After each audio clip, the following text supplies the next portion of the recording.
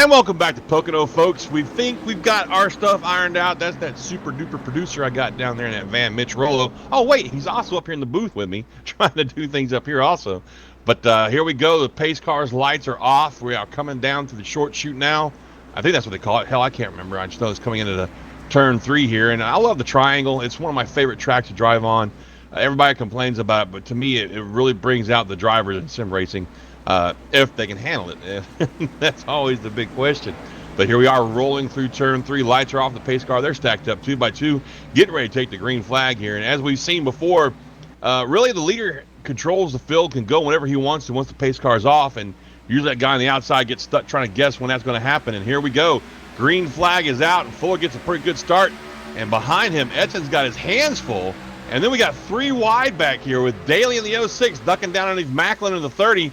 And on the outside of those two is Chad Coleman. He says, nah, fellas, y'all go ahead. It is too early for 3 wide. So we're going to chalk that up to some smart moves right there on Coleman's part. But to tell you what, the 42 of Comstock, he's going to take advantage of that checkup. In the meantime, in front of these two, we got Macklin in the 30 on the outside. We got Byron Daly on the inside. And it looks like Macklin's going to pull ahead enough to clear the 06 car going down into the tunnel turn here. Through the tunnel turn they go, and look at Comstock get his tires way down below the yellow line there. Help that car turn. I did that quite a bit myself this week in the A car. It works right there in the tunnel turn, but nowhere else on track can you do that without getting a little wiggly loose, as we like to call it. And here we go through turn 3 here. And I tell you what, Comstock is really using that apron pretty good. Maybe he's got something figured out to help that car turn a little bit. We all know how notoriously tight the Xfinity Series setups can be. In the meantime, Fuller has got himself a nice little cushion there, about 0.2 of a second between himself and Edson. And Comstock holding down 5th place right now. Looks like he's doing a pretty good job just working himself back up in there like that.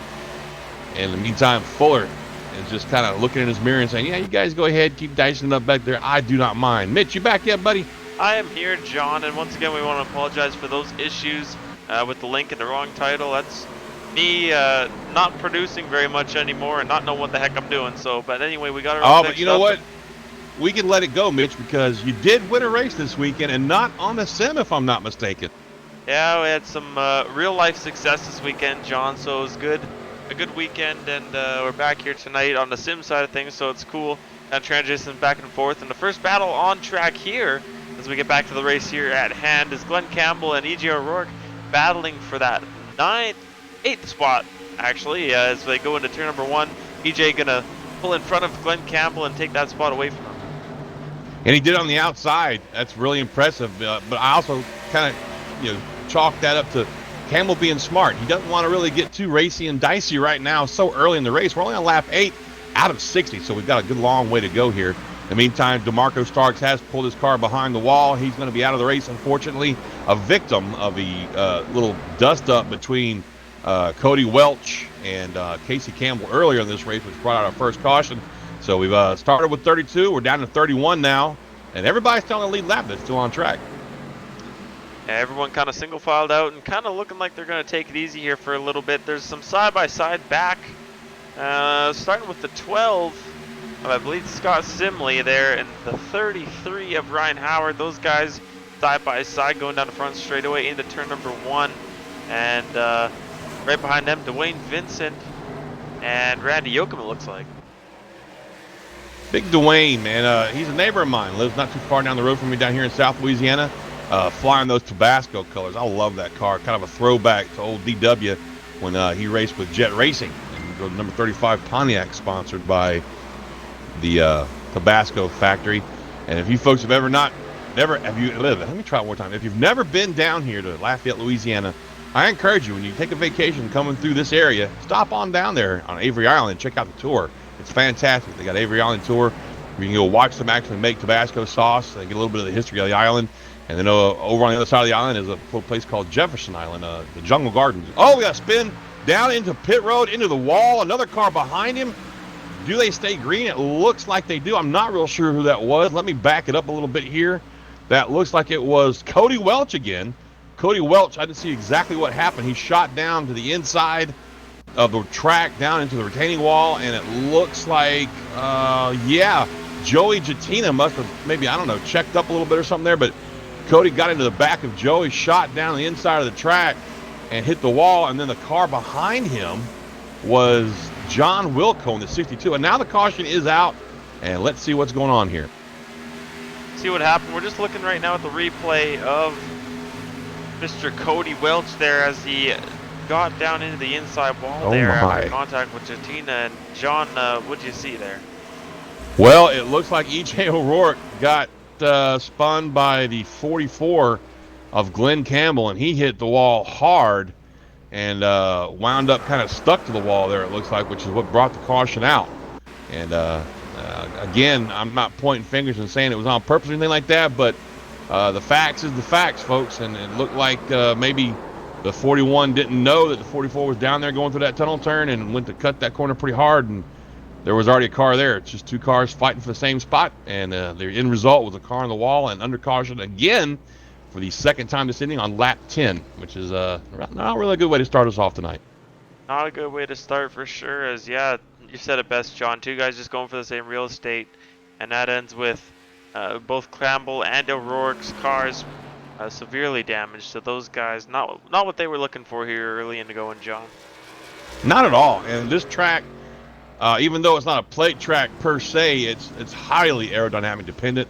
And once you've got a damaged car, it's just really hard to be competitive. And in the meantime, Casey Campbell has been disappearing and reappearing, so I'm guessing we're seeing some internet issues with him, so he might be dropping out soon too. But in the meantime, back up front, it's still Justin Fuller commanding this race.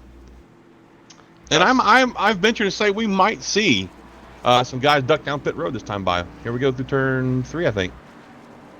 You are right, John, and I think we do see a few guys come down at the front here. That was a little bit longer run there, 5 or 6 laps, so I think you're going to see almost everyone come down, and there they come. Justin Fuller leading the charge on the pit road here, lap 11. Absolutely. Now, Wilco did stay out, but I think he's just probably going to pit and get some damage fixed. He was involved in an earlier incident, but here we go. Leaders on pit road. We'll see what Justin Fuller can do here. Everybody's got to get in and out fairly cleanly. It's a pretty big pit road, but still, you don't want to make any mistakes on pit road. As we've seen in the past, Mitch, that really does cost guys the race. And already, I got 2 guys up front. It looks like Trey Edson and Macklin both slid through their pits and had to back their cars up. That's going to cost them a few spots on track. Let's see how bad it's going to turn out for them. Yep, there goes. Yep. Oh, and man, Edson's still on pit road. I think Edson sped. It's possible. I think he either sped or maybe just, I don't know what he's doing. He must have sped, John, for him to be on pit road for that long. Well, yeah, it looks like he came in pretty hot there. And he's still sitting on pit road, so I would say he's got a penalty. Or maybe he crashed or something. Well, the car looks completely clean, so that's what I'm wondering. Like, I was thinking maybe. Well, he crossed the line at 53 miles an hour. Yeah, see, I don't know. Well, that'll have to be something we check into here as the race goes on. But right now, Trey Edson's still sitting down on pit road in that number 40 machine. Well, I'll tell you what. Let's ask the man in question. Trey Edson, John Mushton up in the booth, buddy. What's going on down there? Hey, how are you? Why are you still on pit road, dude? You want the simulation reason or the real life reason? Well, as long as it's PG rated, it don't really matter which one you give us. It's me and my 3-month-old, and he was upset right there. So I had to take some time to. Hey, look, Daddy, things are more important than sim racing. We understand that. Well, now you're gonna make life interesting for yourself, bud. Can you get your car back up front? I think so. We'll need to probably work some tire strategy and fuel strategy, but yeah, just got to hit my marks. It's going to be hard to pass with how tight this thing is, but just gotta take advantage of other people's mistakes and keep this thing pointed in the right direction. Just a heads up, dude. 2 tire stops work really good on this track. I've seen it happen a few times in the races this week, in the official races. So just keep that in the back of your mind. I appreciate the info. Yeah, I haven't. This is my first Xfinity race over here in Sim500 this season. Oh wow! I didn't realize that. Kickass Winter Series, and then I really haven't ran any open stuff. So my Sunday nights are kind of available. So I asked Joey if All I could right. run on like a limited schedule. So Well, one more quick question for you. We'll let you get ready for the restart here. Has Comstock been giving you any info about how he's using that apron to get his car to turn a little bit better? Has he been sharing that with you? he mentioned it a little bit. So funny, in qualifying, it was only my second lap. I got in the server late, didn't really practice. That was only my second lap on the track. And I screwed up and went down there, but as you can see, it worked. So, Exactly. I just um, want. I'm yeah. trying to help you out, brother, because you did the daddy stuff, and I'm proud of you. That's awesome. Well, Trey, I'm gonna let you get back to it. I'm gonna stick you back down there in aftermath with your teammates. Good luck, buddy. Yeah, man. If you see me take it to the garage, at least you know why. I sure do. And hey, you know what? Nobody will fault you for that. That's a great father right there. Appreciate it, man. Good luck, bud. Thank you, man. And that was Trey Edson, Mitch, and well, now you know. Not a pit road penalty. Not A really a daddy penalty. penalty. Yeah, there you go. We'll go with A that. daddy penalty. Hey, look, man, when them kids speak up and want your attention, you got to give it to them. You know, that's all there is to it. Absolutely. No, that's great. Great call there by Trey to take his kid over the sim. That's really cool. And take a minute with the kid and get him calmed down. Yeah. But you know what? Trey is a really good driver. We've seen him do this in the other series, but with pit road penalties, you know, kind of handicap himself. But he'll come out of this okay, I think, if he can just avoid the shall we call it real estate discussions we've seen so far between drivers. We'll go with that, John. Yeah, it's Yeah, a lot of guys just going that'll to work. the same little piece of track. You know, it's a pretty wide track here at Pocono. So, but I guess everyone's got what the other guys got. Everett. Somebody said it. I want to think it was DW, but somebody once said that you can't shove 10 pounds of poop into a 5-pound bag or something like that. Something along that line. John, I'm just saying. I don't know if DW said that or you just came up with that and was trying to cover your tracks, but that is a very interesting analogy. That's all I'm gonna say. Well, you know, I did grow up on the southern dirt tracks, and that's all I'm going to say. That's probably all you should say, John. That's working lap 14 here, under caution. Yes, sir. And look who is on the outside of Fuller for this restart, Dave Comstock. He's one of the few drivers, Mitch, I've seen in the past be able to overcome that handicap I talked about, where the guy that's starting on the outside of the leader on the restarts is usually kind of handicapped because he's kind of guess when the leader goes. Comstock's been really good at kind of countering that. So let's see what he can do with Fuller here on this restart. Comstock is one of the best restarters on the simulator. I can say that with you know, definite full confidence. As you know, I've raced with Comstock a lot, and I keep saying, oh, there's no way he can catch me when he's on the outside and I'm on the inside, but he just finds a way to do it every time. Well, here we go. The pace car is just about ready to duck off here. Doug, our pace car driver, ducks it off. Here we go. The green flag flies. And look at that. Fuller was able to snooker Comstock a little bit there. He hesitated just a smidge longer than he normally does. And he gets a really nice jump on Comstock. In the meantime, Dave's got his hands full down there on the inside with Byron Daly in the 06. Gets a little tap, it looks like, from Macklin, who causes Macklin to back it up a little bit there. Macklin falls in line behind the 20 car of Chad Coleman on this restart. And back further behind them, we got guys taking it 2 and 3 wide back there, Mitch, for some positions. That we do, John, as they head into the tunnel turn. Oh, it looks like they're going to be 3 wide in the tunnel. That's not something you want to do here at Pocono as they work their way through that turn now, and they get kind of singled out. As the 22 and the 12 are still side by side, but they avoided certain disaster right there. You never want to go 3 wide through the tunnel turn, ever. No, ever. That doesn't work in real life, and it doesn't damn sure don't work in the sim, man. Especially with netcode and how that can be sometimes. Oh, yeah. You got to be careful with the way that you do that. And so, those guys definitely got to be knocking on wood right now, I bet you. Yeah, absolutely. Now, I've seen it happen a couple times this week. There's a real vicious bump right there in the middle of 1 and 2, about a lane up, that if you don't hit that thing just right, it will push the car to the outside. And God help if there's anybody to your outside. Hopefully we won't see that too much tonight, but man, I just only bring that up because I saw somebody jump up a little bit like that just now going through 1. I didn't see exactly who it was, but there was nobody on his outside, but I was thinking it was probably that bump that he hit. Yeah, it's a vicious bump down in turn 1 and 2. It's not quite as bad now after the repave, but it's still there. You definitely feel it. And there's been plenty of times where I've seen cars, even tonight, bounce up the track pretty good right in the middle there where that bump is. So something these guys got to be aware of.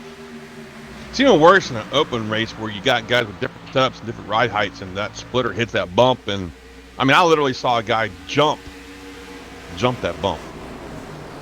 Jump that bump. Jump that bump. John Mushin. Oh, folks, 2019. it's been a long weekend over here. Sorry if I'm getting a little silly. I mean, have you never not been silly though, John?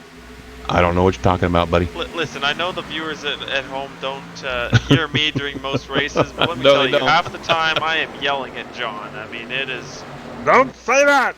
it is one of those things where sometimes I just have to shake my head and move on from whatever John says. But I will give you this, though. You've never unplugged me. I will give you credit for that. no, I haven't. You know? There are times you've wanted to, I'm sure. No comment. Anyway, folks, back up front, it's still the Justin Fuller Show. And, you know, I don't know what it is, Mitch, but Justin's just kind of turned up the gas a little bit on his heat these days, these last few weeks, really, both in this and the Cup Series. He's just really been kind of, well, dominant, for lack of a better word.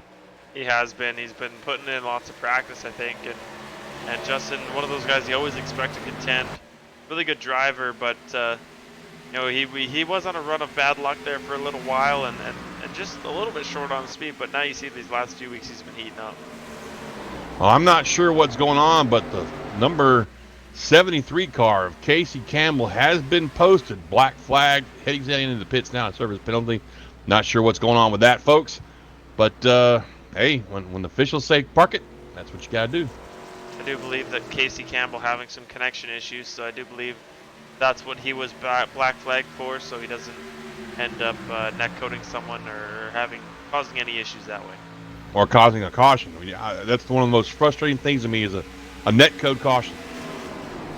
Yeah, and it seems like for whatever reason there's been a lot lately, a lot of net code that is, and it's an unfortunate thing on the simulator side of things that happens, but it is there, and you got to be aware of it. You got to be careful what you do, or it could catch you. Absolutely. And I mean, I hate to bitch about it because I remember the old days of the Entertainment Network when we used to do the Pappy series back in the good old days of dial-up. You know, it was horrible. But we didn't know any better. You know, it wasn't broadband yet. It wasn't any of that awesome stuff we have now. So, you know, I try not to gripe too much about it, but boy, sometimes it's a pain in the ass, that damn netcode. It is. I actually saw one the other day where the guy was probably 2 car widths away from the other guy, and they end up somehow making contact, and that's when it gets really frustrating. Is you weren't even racing the guy hard, and it still ends up biting you. So I saw an A Open this week, going down right here through one like these guys are right now up front. They had a guy on the inside and a guy almost all the way up to the wall. And as they came off of one, they both simultaneously spun like they'd hit each other, but they were literally 2 cars apart from each other. It was insane.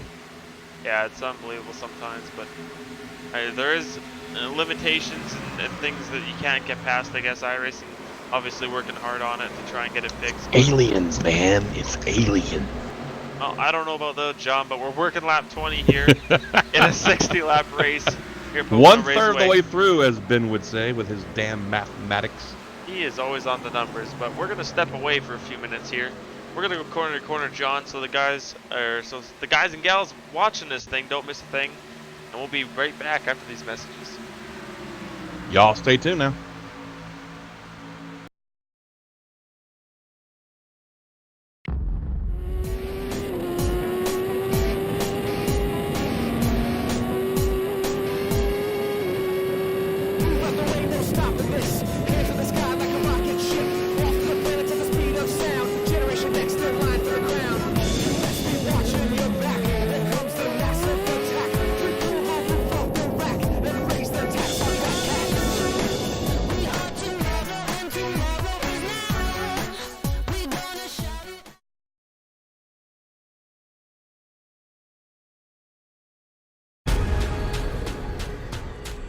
The most realistic online racing sim ever made.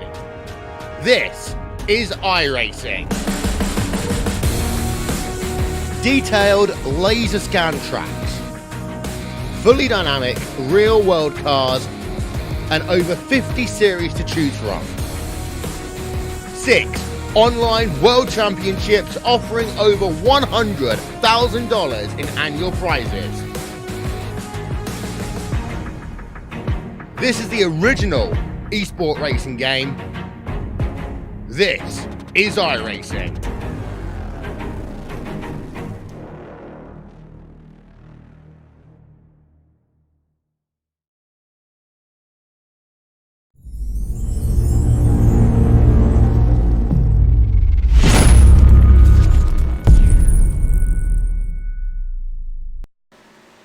And welcome back to Pocono Raceway, the Sim500 Xfinity Kickass series on Sunday nights.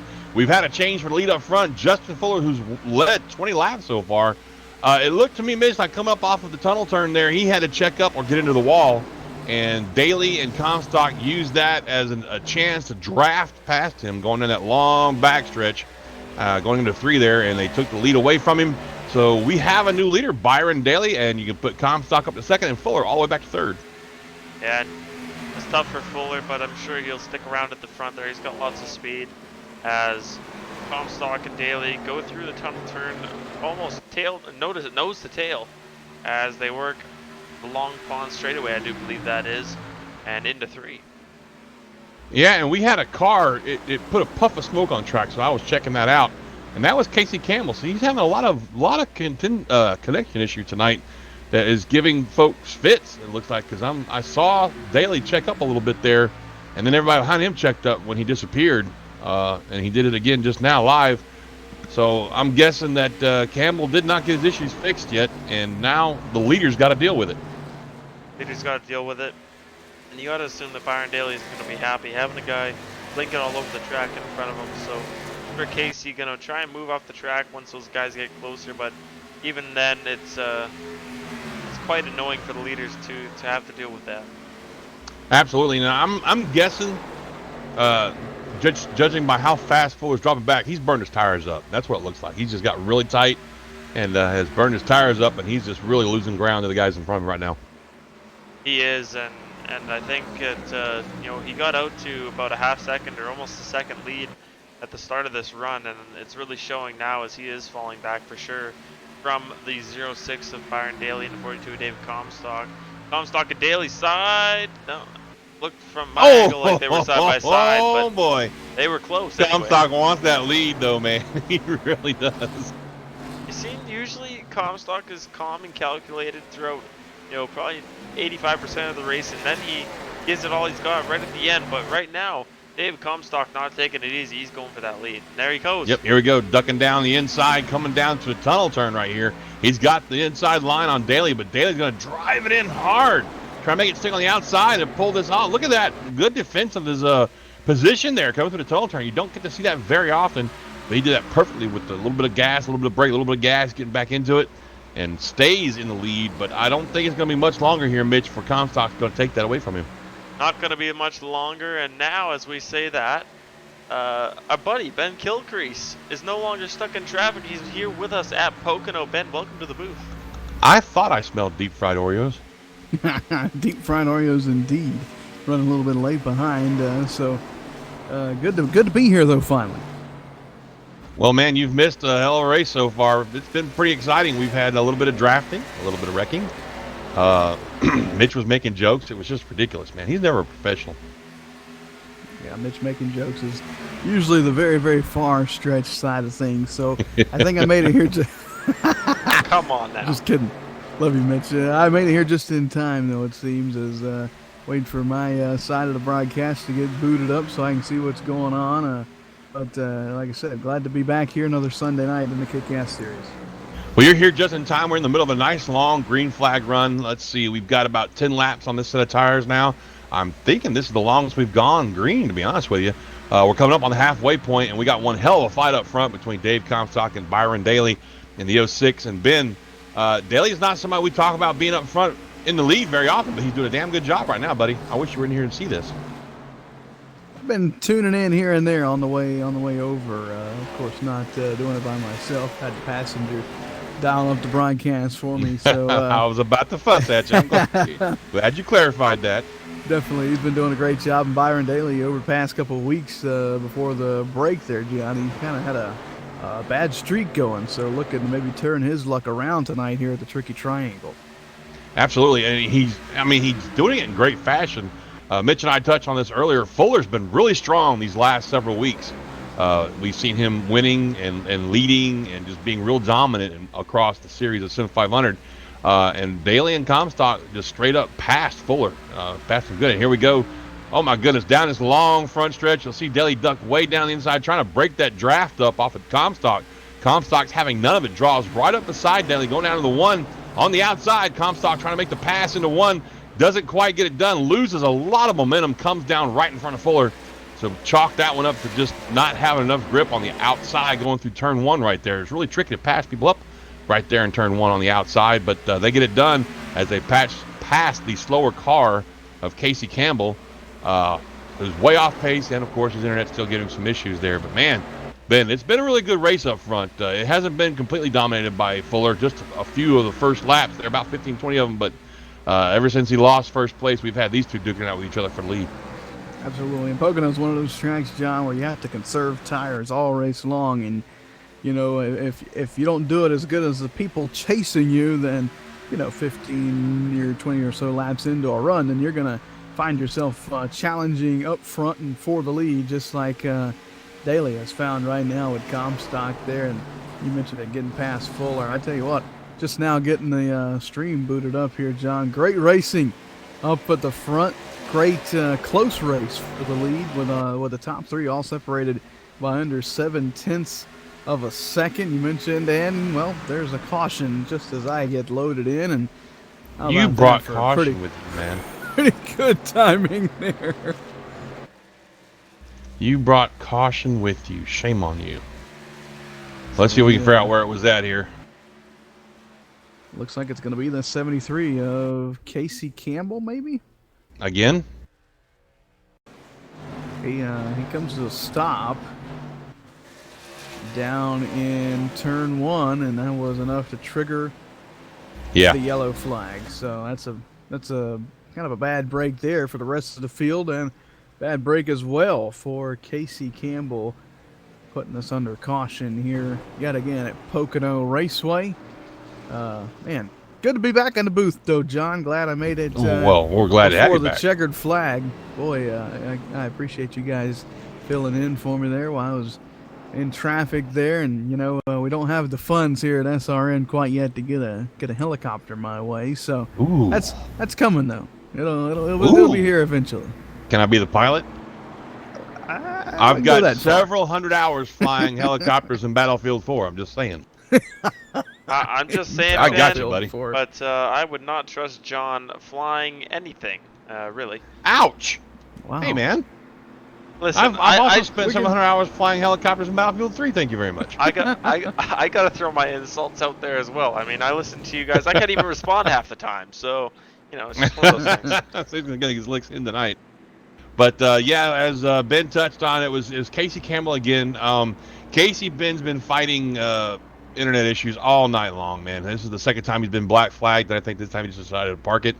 I feel bad for the guy. You know, that's not really in his control, the internet issues, but it does cause issues for everybody else on track. So I think the powers that be have decided that Casey needs to park it, and as we say that, boom, he falls out. Throughput fell to an unacceptable level, which is just really some racing's way of saying, hey, bud, you're done.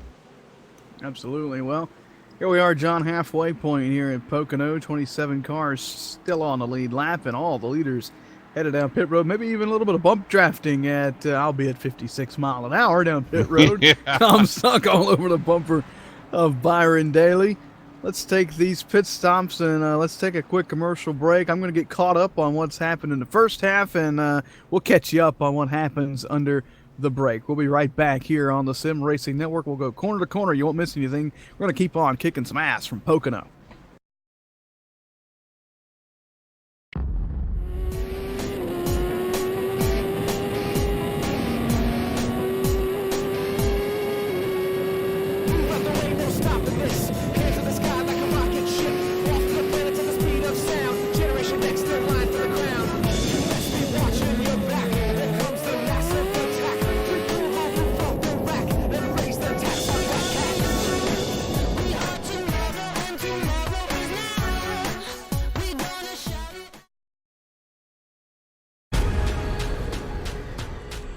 The most realistic online racing sim ever made. This is iRacing. Detailed laser scan tracks, fully dynamic real world cars, and over 50 series to choose from. 6 online world championships offering over $100,000 in annual prizes. This is the original esport racing game. This is iRacing.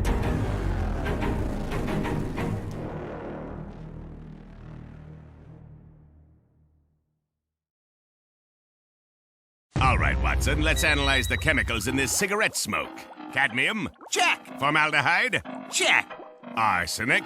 Sir, isn't arsenic what they used in rat poison? Yeah, isn't arsenic rat poison? Oh, what was I thinking, sir? It's not like we're gonna smoke them. Neither will the rats. Tobacco is no joke. Cigarette smoke has over 7,000 chemicals. Learn more at thefactsnow.com.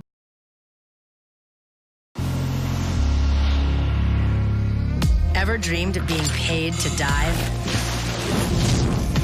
Think you can handle the heat of cooking for hundreds of brave troops? Could you deploy a sophisticated communication network in some of the remotest corners of the planet? Can you see yourself delivering essential healthcare in a state-of-the-art portable clinic?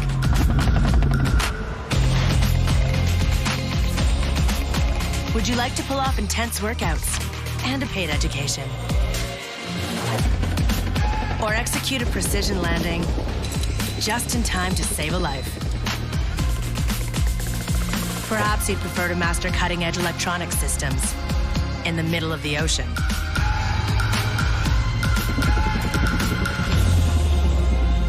Dare to be extraordinary with the Canadian Armed Forces. Apply for one of over 100 full and part-time careers and acquire sought-after skills and training that will serve you everywhere. A message from the Government of Canada.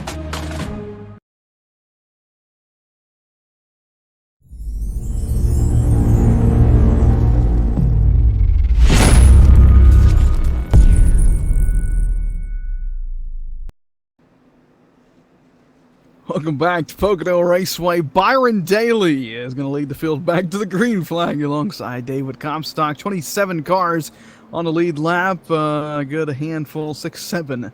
Couple laps down. Actually, E.J. O'Rourke was now the first car, one lap down. That leaves 26 on the lead lap. O'Rourke is 1. Casey Campbell, 6. Anthony Calantoni, 7. Glenn Campbell, 12. Trey Edson, 13. Brian Wortman, 17. And DeMarco Starks, 25 laps down. As we turn the lights off, top of the iRacing.com Ford Mustang pace car. And here we go, John, getting set to restart this thing on some fresh tires. And we're going to see who has the best short run car here. As we're restarting with about 27 laps to go. So we're going to see who has the best short run car. And then if we go green for the rest of the way, we're going to see who has the better car on the long run.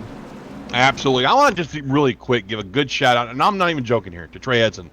And you know, we were joking about behind the scenes here during the commercial break, but Trey has parked his car to go take care of his son, and that's a man thing to do right there, folks. That is a good person kind of thing to do. You know, put your family and your child above a game. And I just want to give a shout out to Trey for that, man. That just that makes me feel good about these guys even more. Absolutely, a fierce competitor, doesn't like to pull off the track for anything, but when duty calls and you got to take care of your duty. You got to take care of your baby. This is what I'm talking about, John. He's right there. Here we go. Lights off. Byron Daly, David Comstock, Justin Fuller, Chad Coleman, and Daniel Falkingham. How about that for some heavy hitters inside the top 5? And then Ryan, heavy hitters in the top 5. Ryan Howard there in that number 33, John. He has really come alive over the past couple of weeks here in Sim500 competition. We'll see what he's got for this restart as well as the field heads through turn number 3 here at Pocono Raceway. The tricky triangle. Green flag back in the air. Daly gets a good jump, and down into turn number 1, he'll lead the snarling pack behind.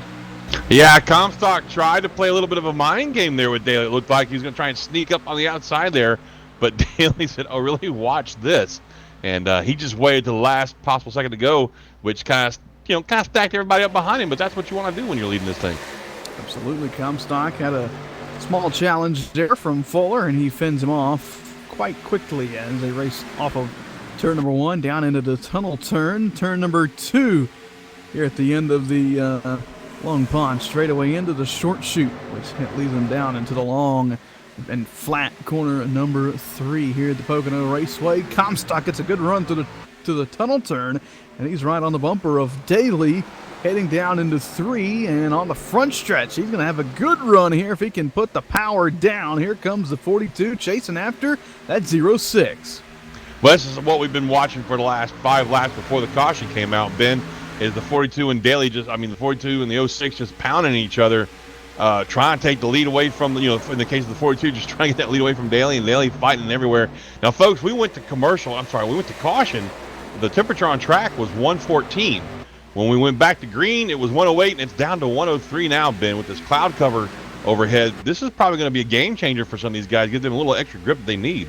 Absolutely. It'll certainly affect the way this car is handling, and with Pocono being such a big facility, John, we could have, just like right here in turn 3, there's sun shining down on turn 3 and in the short chute there, and then by the time they get to turn 1 and the tunnel turn, it's back under cloud cover. So it really affects the car all around this 2.5 mile speedway here at Pocono Raceway. Daly again down to the inside to defend that draft, and Comstock, though, has a good run down into turn number 1. It's just really hard to make a move here once you get a lap or so on the tires. Watch Comstock, Ben. He's been using the apron to turn that car in the last several laps. He's been the only one we've seen doing it successfully so far, I should say. I saw guys try it in the A Open a few times, and it didn't work out so well for him.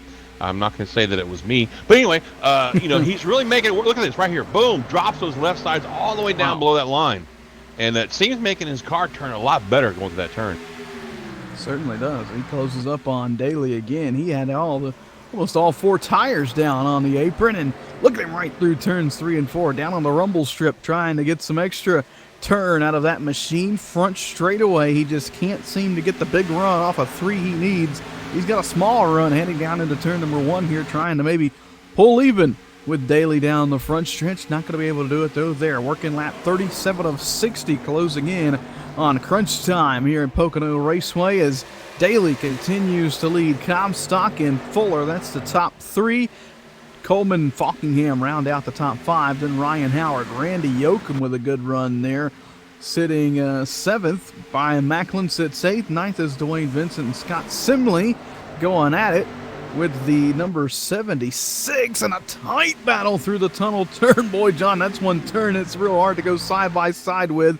He's having a good battle there with Rick Thompson for 10th. Yeah, we were seeing that earlier with some guys. They thought about actually taking 3 wide earlier, Ben, right before you got here. They thought better of it, though, because we know that 3 wide, hell, 2 wide barely works through a tunnel turn. 3 wide has never turned out very well for anybody.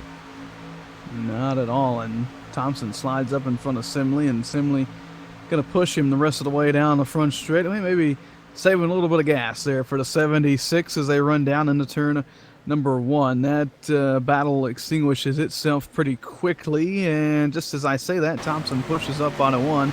Almost gave Simley a line down low into the tunnel turn again. Simley going to think better of it as we look back up front where Daly has kind of opened that lead just a little bit over Byron. Daly has opened the lead over David Comstock.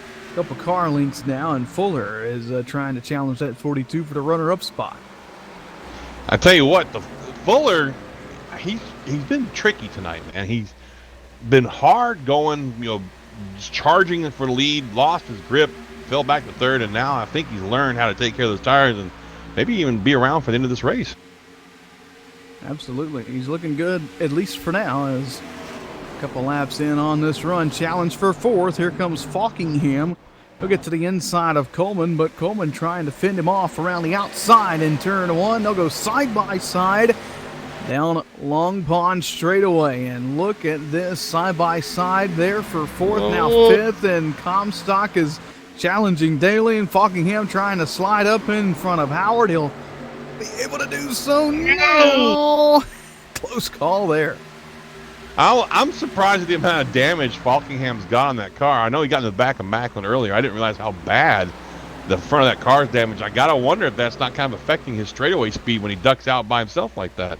Certainly could be. We'll see it again here on the front stretch. He has a run out of turn 3 down to the inside of Coleman. Just can't really pull exactly dead even with that car down into 1. He got a good enough run out of 3, though. He'll be able to have a bumper heading into turn 1, maybe trying to slide up in front of the 20 here. Is this really creating a gaggle from 4th on back in a tight race off of turn 1 there. Down the straightaway they go. Falkingham, Coleman still side by side with Ryan Howard.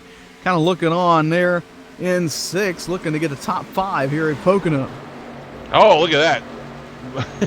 Wow, Falkingham, he's using that apron as well as Comstock was earlier, trying to get that car to turn. Doesn't quite work so well for him. Look at, he just sends it down to 3.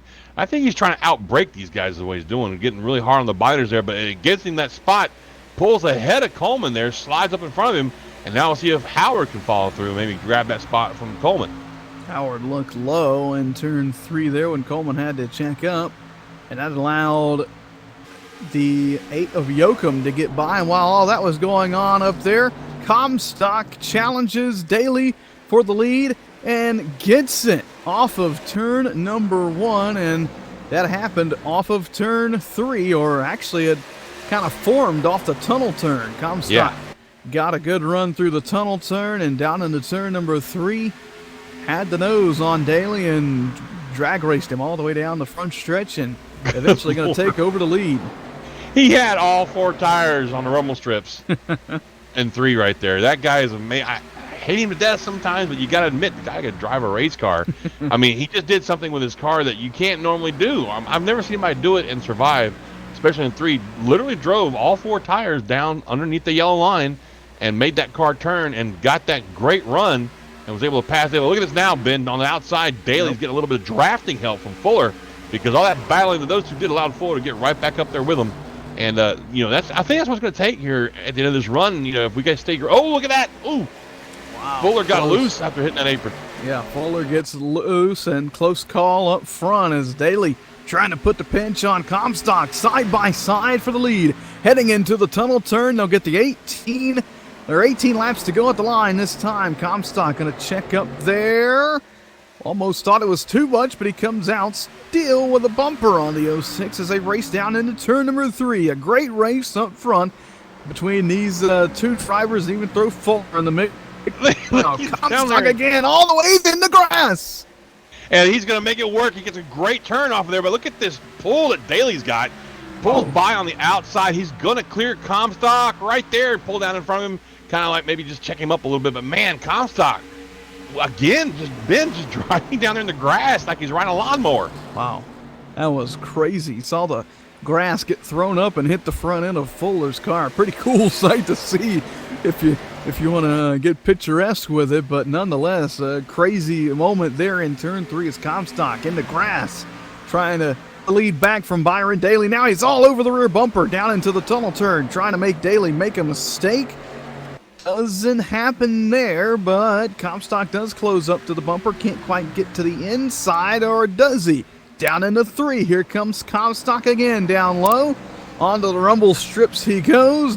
Do we do any mowing that time? No, he gets back up before the grass, but drag race again off turn number 3. Can't quite put the power down low, and Daly able to prevail down the front stretch, at least for now. What a great duel we've got up front. Absolutely, and if I'm Justin Fuller right now, I'm just going to lay back. We've got 17 laps left in this race. I'm going to lay back and let these guys battle the hell out of each other and wear their tires out. That's me if I'm in 3rd back there, because you got to know, as hard as these 2 are driving right now, they've got to be wearing those tires out. Absolutely. You see Daly continuing to break the draft down the front, or down the long straightaways here at Pocono. That was Long Pond straightaway there, the 2nd longest. To the front stretch, and boy, did Comstock get a run out of the tunnel turn. Almost ran over Byron Daly. Caught him so quick, and down into 3. Sends it, does he? He's going to slide up the racetrack. gets a little loose as Comstock side by side off turn 3. Who's going to lead this lap? Daly with a slight run on the outside. They are nose to nose racing down into the 1. 16 laps to go. Daly pulls out to the outside just a hair.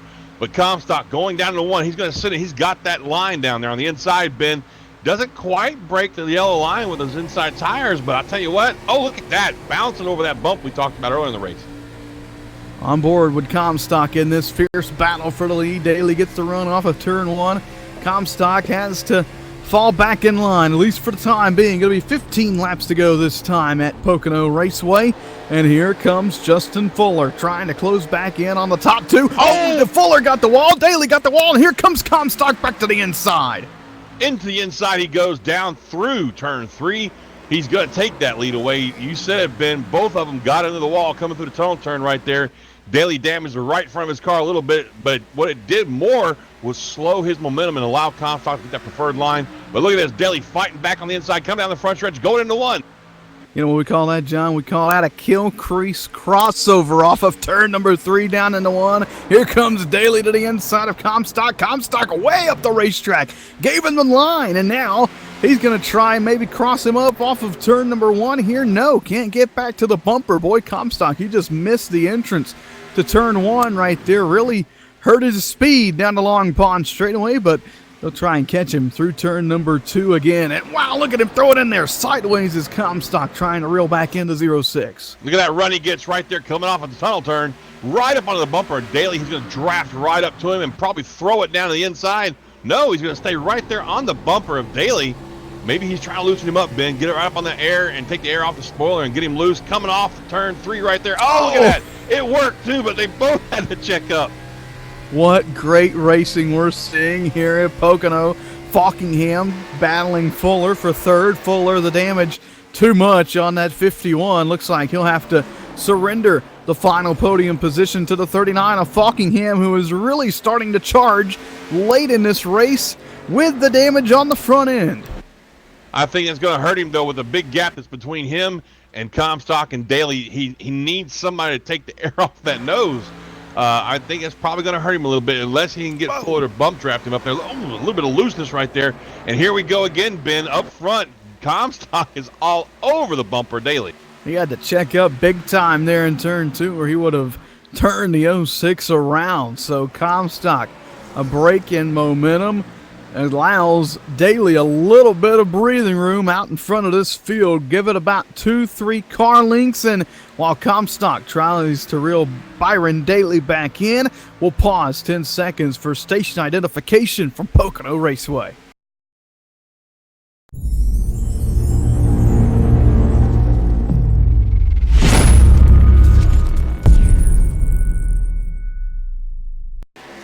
Welcome back to Pocono Raceway. David Comstock trying to reel in Byron Daly in what has just been an all-out Duke Fest up front. I mean, this is the kind of racing we'd see on a short track Saturday night, except for these guys are doing it at the Super Speedway of Pocono Raceway.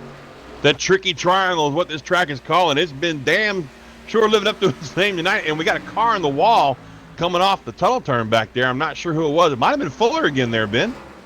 Yeah, Fuller, ever since he got that damage a couple laps ago, has really been fighting the handling of that number 51 as makes contact again with the wall and got a good piece of it there as the right side pretty wrinkled on that 51 machine, just trying to hold on to a top 5 in the remaining 12 laps of this one.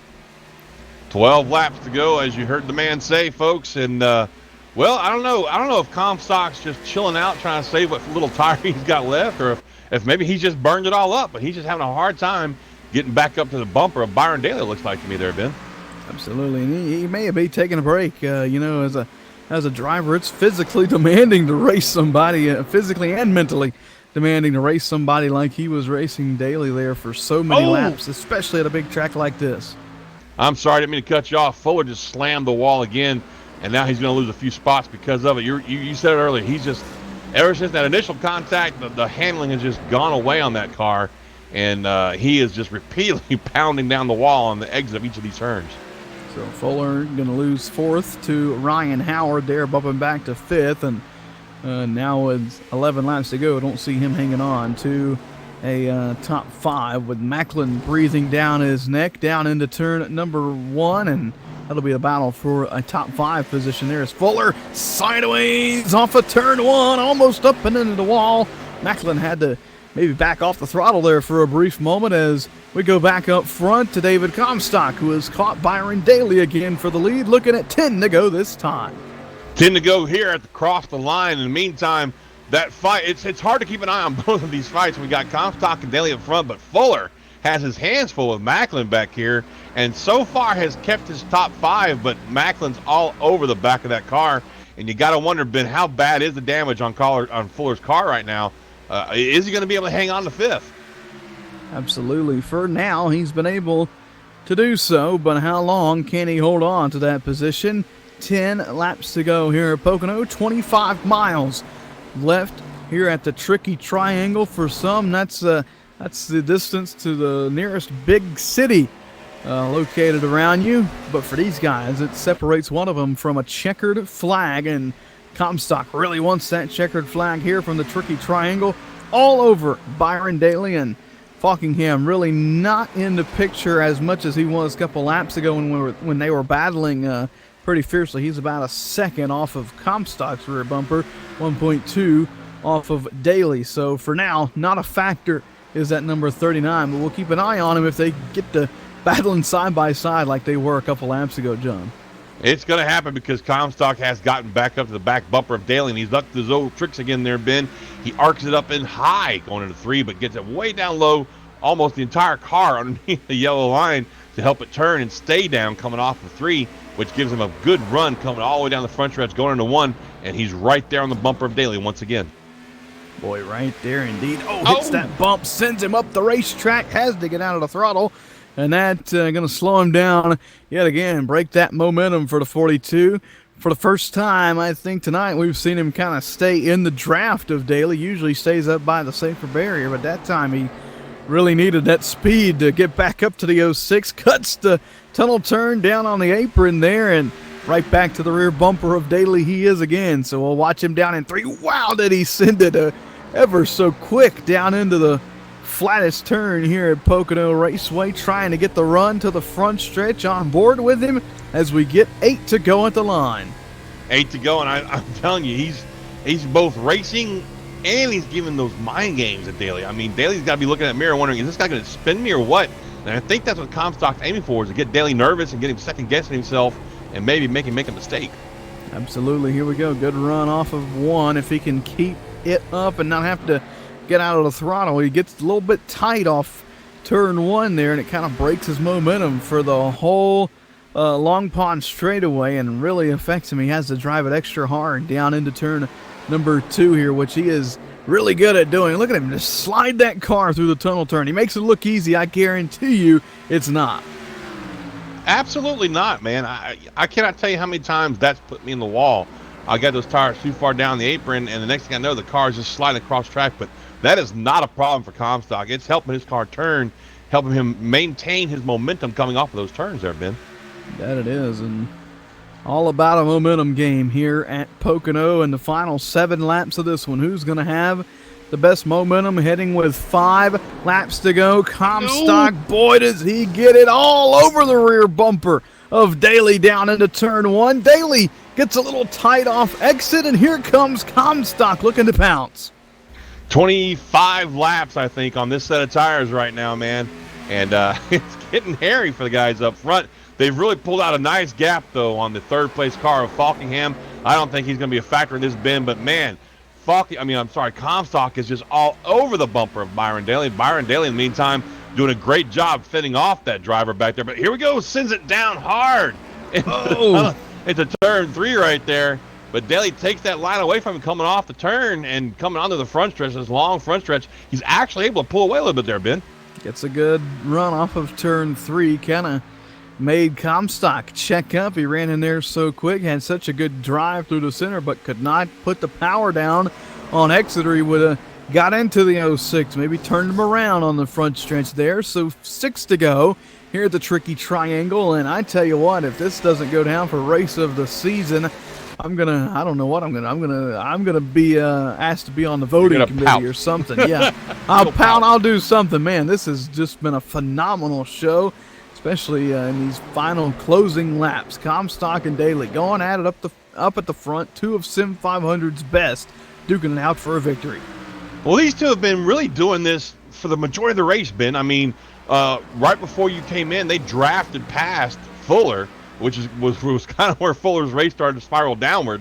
But for these two, it went upward, and they've just been doing this lap after lap after lap since then. And I'm with you on this. This is one of the most exciting Xfinity races we've had here at Sim500 in quite some time. And it could just be a preview for tomorrow night as well, buddy. Certainly could. And for those Fuller fans still wondering, he has maintained his position inside the top 5. Macklin all over the rear bumper, still challenging that 51. Almost gets into him off of turn 1, but Fuller doing a pretty good job holding his own, at least for the time being, with 4.5 laps to go here at Pocono. Here comes another charge from Comstock off the tunnel turn. You mentioned it, John. These tires are wore out. They're slipping, they're sliding, they're tight in areas. These guys are really got a handful, and Comstock trying to get to the inside of Daly. Contact, maybe. A little bit of touch, but Daly, I can see his hands working the wheel in there. He doesn't even get out of the gas, Ben. Holy cow. My, oh my. You couldn't ask for a better race here at Pocono. You know, this is one of those tracks that has a tendency to get drawn out. It gets boring at times, not even just to be frank with you, but these guys right here putting on a show up front. Daly gets a good run off of turn number 1 there. Comstock got a little tight again, and Daly's got about 4 car lengths breathing room as they head down into the tunnel turn. It'll be 3 laps to go once they make it back to the front stretch this time. 23 laps on these tires now. I had to redo my maths because Comstock. you weren't. Oh, yeah, I saw that. But Comstock now has a little damage from that contact right there. But you know what? I don't think it's going to slow him down, Ben. Not at all.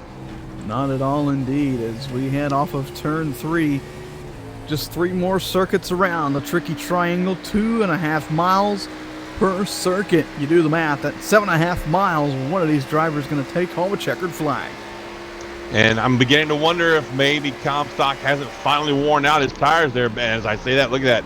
He draws right back up to the bumper just about on Byron Daly. But I mean, you got to admit, they've both got the same wear on their tires. It's just going to be really a matter of who can drive these old tires better.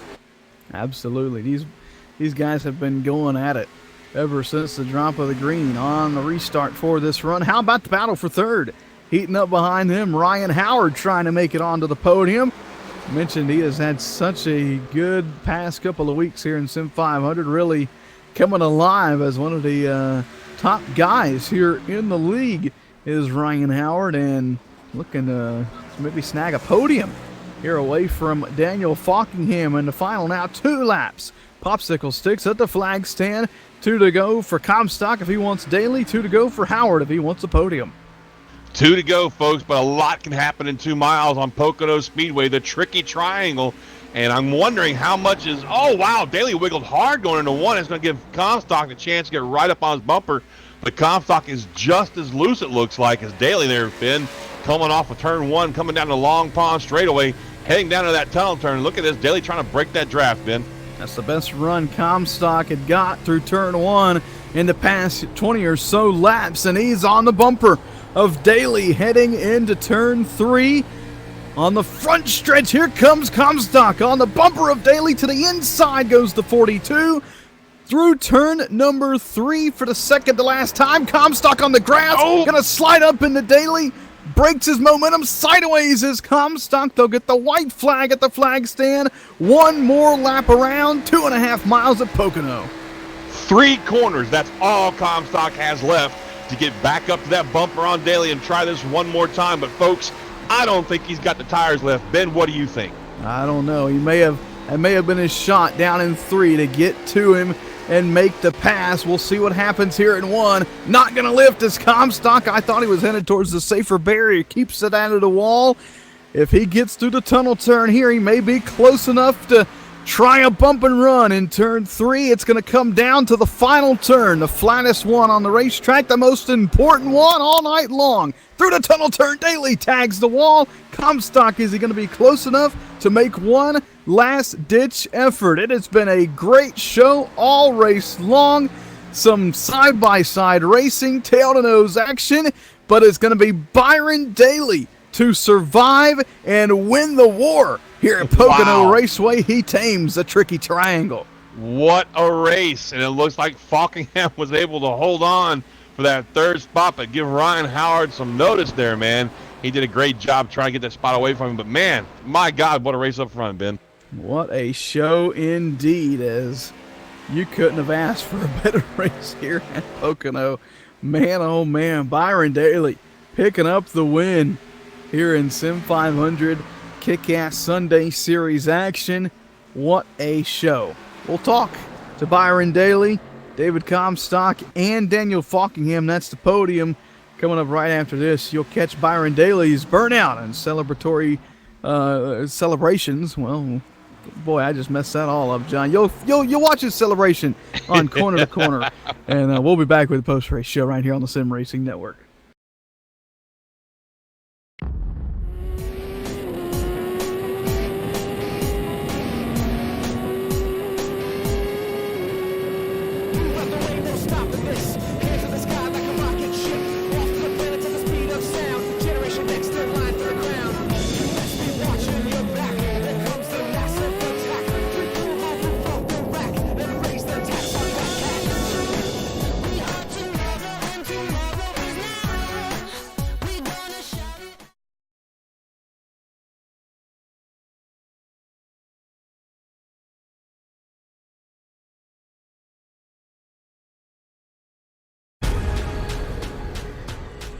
The most realistic online racing sim ever made.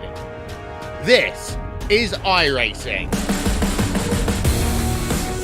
Detailed laser scan tracks, fully dynamic real world cars, and over 50 series to choose from. 6 online world championships offering over $100,000 in annual prizes. This is the original esport racing game. This is iRacing.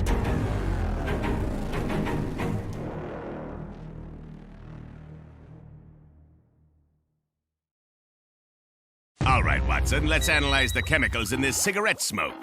Cadmium? Check. Formaldehyde? Check. Arsenic? Sir, isn't arsenic what they used in rat poison? Yeah, isn't arsenic what they use in rat poison?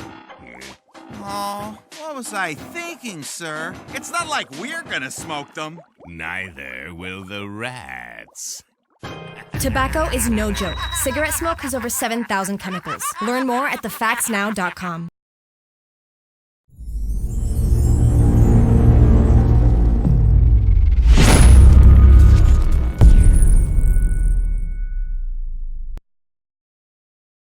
Welcome back to Pocono Raceway, where John Mushton has made his way down to pit road to find the driver who started 8th tonight, finished 3rd, even with all that damage on the front end of that machine, held off a hard-charging Ryan Howard and had a front row seat to the action in front there. John, what's Falkingham got to say about the race tonight?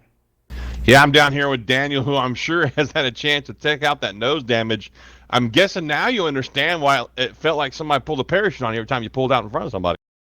Yeah, it wasn't pretty at all, but just in general, just even without the damage, that setup was just super tight. You could not rotate it at all, and there was many times I was shifting throughout the race as the tires wore out, and that wasn't working either. But if you were going to be faster, you kind of had to shift pretty much anyway. So, but yeah, that was not a pretty race for me at all. But can't believe we somehow brought it home third. I saw Ryan running me down, but because my right front was fried. So not much I could do, but I'm just glad I had to do a little defensive driving there at the end, especially going into the tunnel. But yeah, I'm glad we brought home P3 after we've had a pretty horrible last few weeks.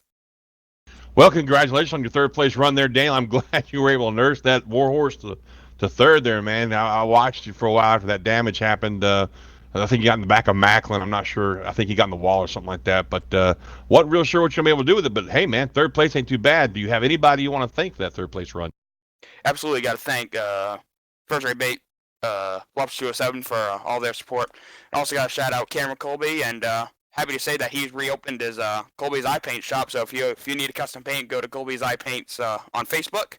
Glad he opened that shop back up. And thank you to him for doing the paint for me.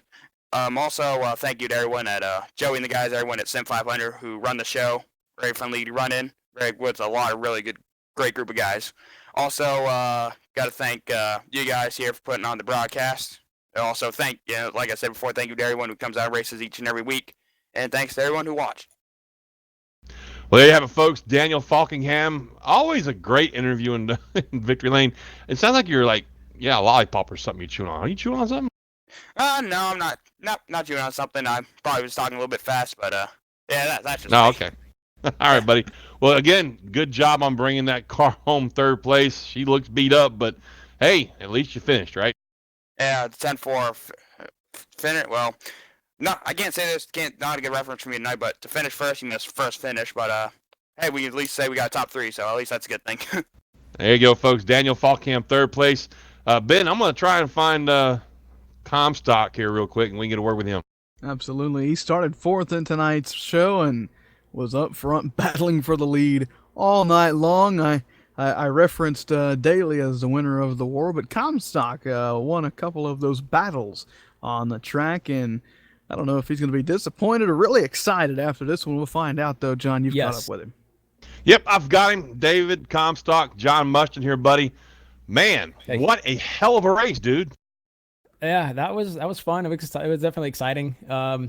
Disappointed, yes. Happy about it, yes. We got a good solid finish, but of course wanted to win. Felt like the better car there, but it was just so difficult to pass. The setup was extremely tight. So I was doing everything I can to try to get it loose, and had so much rear brake into it, into 3 coming to the white, that it finally stepped out on me when I tossed it in the corner. It wouldn't stick into the bottom, and I didn't want to slide up into Byron. Byron and I were good buddies, so it was fun to race with him and be able to race with somebody like that. That skill of caliber 2 is also comforting, because that they're not going to do anything dirty to you, and vice versa. So hats off to Byron for driving the wheels off of it and putting up a good fight. Now, Dave, I've known you for a while now, man, and I feel confident when I say that you're a really smart dude. But did anybody explain to you that you're driving a race car and not a riding lawnmower? Hey, I was just trying to do everything I can to make it turn. It wasn't like if that was a 30-acre field on the inside of turn 3 that I was cutting across, that's what it felt like then. Yeah, that's what it looked like, man. But it was so much fun to watch you going through each of those turns, because it just, I was telling Ben this. I've been doing this a long time, and I've raced a lot of races at Pocono, and there are very few drivers that can drive a car that far down on the apron and not put it into the wall coming off exit. That was really impressive, my friend. Yeah, it's seat time is all that comes down to. So, but yeah, just trying to do everything we can. We got the lead a couple times there, and then, we made a couple mistakes, and he got a couple runs back on us, and I felt the bottom was preferred, because every time personally I got to the outside of him, especially down to the turn 1 or even turn 2 in the couple positions I was in, I couldn't make it stick on the outside. So I figured he'd have the same issues that I was having, but he made it work better than I could, because every time I'd go into turn 1 on the outside of him, there's a lot of bumps through about 3 lanes up, and where I was trying to cut the car down across to keep pace with him and get the angle through and off the corner that I wanted, I had to set up the entry the way I was trying to do, and the way it was working wasn't working with the setup. It would bottom out the front end and shoot it up the track more. So I'd lose the center, and then I'd try to recover and try to trail him back down. But yeah, it's like I said, it's frustrating for sure. Definitely feel like that we gave one away, but then again, he and I race clean, and he's a good friend of mine. So it's like those two things. It's like you don't want to do anything dirty. I had an opportunity to move him out of the way a couple times, but I wasn't trying to do that. I wanted to try to get by him clean. Well, that's a good thing to hear, man. Really good thing to hear. Well, catch your breath, because this is the part of the interview that we always ask you, who do you want to thank? And I know that you got some thanking to do. So go ahead. You got to thank for your second place running night there, Dave. everybody at Aftermath Motorsports, their support. RacingBiz.com, as we all know. Go to Facebook. Every Tuesday and Thursdays, we got live auctions there of all kinds of real cool racing merchandise, mainly NASCAR stuff. So go check them out on Facebook, RacingBiz.com. Carolina Doors and Windows for being on the hood and all their support. Gary Mercer Trucking, Monster Energy, Jada Laird, Jada Graphics for painting my cars, making them look awesome every week. You guys for broadcasting. Sim500, Kickass Beef Jerky, all the admins for doing all they do to keep our league going and everything they do to make it fun and interesting for us every year. And all the fans, friends out there watching, thank you guys. There you have it, folks. Dave Comstock, runner-up. I tell you what, drove a damn good race tonight. David, thank you so much for your time, bud. Thanks. All right, Ben, if I'm not mistaken, you have found your way down to Victory Lane with Mr. Byron Daly. Absolutely. Started 6th tonight and going to pick up the victory here at Pocono Raceway. Now, Byron, I've got a question. Was that race fun or was it stressful? Or maybe a little bit of both? I give it a little bit of both. I mean, it was a lot of fun racing David there, but it was it was stressful and also like frustrating being so handicapped. It just took it was so hard to get the car to turn tonight. It was incredible. Like, I think that was what made that race so entertaining because I couldn't turn in the tunnel turn to save my life. I didn't even have a right front, it felt like. And I think David had a little bit left, so he could always catch me there. But then in 1 and 3, it was tough. It was just really tough. Like, I've never really had to race something that tight, but it was it made for an exciting show for you guys, I bet. It certainly did. We were on the edge of our seat pretty much the whole night long, and you guys put on one heck of a show. Tell the viewers out there how mentally straining, battling somebody like David Comstock and even Justin Fuller at times there, how mentally straining that is over 60 laps here at 2.5 miles, having to think 3 turns in advance about how to get the momentum off of the tunnel turn maybe next lap or get the momentum in turn 1, 2 laps from now. How mentally straining is it? Most of it, the hard part about it was just maintaining the right front tire. Like, you wanted to race those guys, and you knew track position was going to be really important. So you had to race as hard as they were racing, but at the same time, it's like you burn the right front off it, you wouldn't have a chance, again at getting a race done, especially with no cautions there at the end. So it was a lot of work mentally to try to manage this race and kind of hold the lead there, especially with David being as good as he was in the tunnel turn. It's just there's a lot of work that went into this one, so it is kind of satisfying to get it done. A lot of work, and you made it look easy, but I can guarantee you from inside the car, not as easy as it looks. Byron, congrats on your win here at the Tricky Triangle. Anybody you want to thank for putting you here in victory lane? I'll just, Sim500 put on this league. You guys for broadcasting. It was fun racing David there at the end. Glad we could put on a show for you guys. And yeah, we'll go try and do it again next week. I'm just glad I didn't crash this week. Good to break the bad luck streak. That's win number 4, going for win number 5 next week at Michigan. Byron, look forward to seeing you there. Thank you.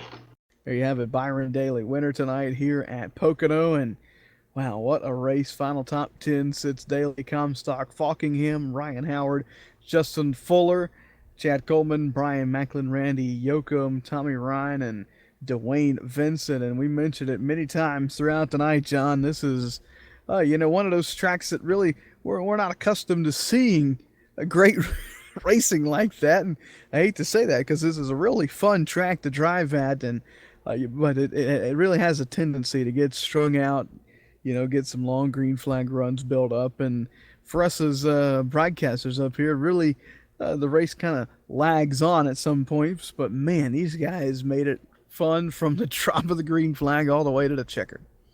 Absolutely. And like you said, I mean, it's not a knock against Sim500 really, or any racer. It's Pocono, and like, it's like you said, when you get these long green flag runs, sometimes as announcers we struggle to find something to announce. But we didn't have that problem tonight, man. Not with those guys up front. The top 5 really, between Byron Daly, Fuller, Falkingham, and Comstock. Those guys, they just no lack of something to talk about at all. Absolutely, it was a great show indeed. We head to Michigan next Sunday, we head to Pocono Raceway tomorrow for the Trans Service Cup Series. That'll be live right here on the Sim Racing Network. And boy, if it's anything like tonight, John, you guys are in for a treat tomorrow night. Join John and Don and now Sean for the Monday night deal. So really looking forward to that tomorrow. But from now and for the Sunday series, John, any final thoughts as we get set to head out of Pocono, at least for tonight? Well, I'm glad we're back. I enjoyed some time off with the family. Glad to have you back. Glad you're in good health for a change. Folks, we're going to have one hell of a race for you tomorrow night and then again in Michigan next week. So make sure you tune in, spread the word, tell your race fan friends where to find this entertainment, man. Don't forget, we got the Sim Racing Network on Facebook, YouTube, and Twitch. Just find us, give us a like, and we'll see you. Absolutely. So for John Mustard and Mitch Rolo for filling in for me earlier and for finishing out the show, I just get here, about halftime and kick on in. we appreciate you guys. I am Ben Kilcrease. Thanks to Kickass Beef Jerky and all Sim500 for all they do for us here at the Sim Racing Network. We'll catch you tomorrow night for the Trans Service Cup Series. Good night from Pocono Raceway. And remember, when you're out there on the roads, to put that phone down. We'll see you next time. Y'all have a good